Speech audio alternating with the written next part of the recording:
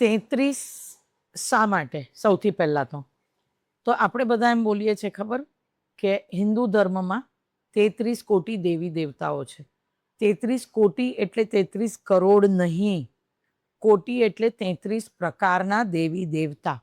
એમાં સમાવેશ થાય છે 12 આદિત્ય એટલે 12 સૂર્યના સ્વરૂપો, 11 રુદ્ર એટલે શિવના સ્વરૂપો, 8 વસુઓ એટલે જે પ્રકૃતિના સ્વામી, અને 2 અશ્વિની કુમારો.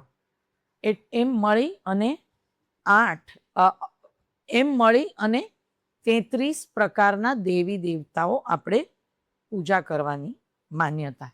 સમજ્યા? હવે 33 જ શા માટે એનું સમજાવ્યું. માલપુઆ શા માટે?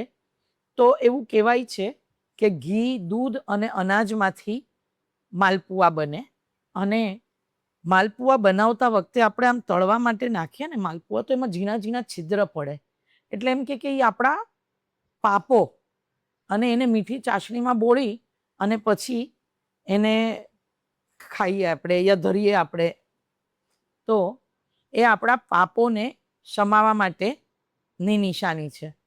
અને કાંસાના વાટકામાં કે કાંસાની ડીશમાં માલપુઓ અને એની હારે દીવો, આ દાન કરવાનું મહત્વ છે. કે અધિક મહિનો સીધો પુરુષોત્તમ ભગવાનનો મહિનો છે અને એમને પ્રિય માલપુઆ છે, એટલા માટે માલપુઆ કીધું.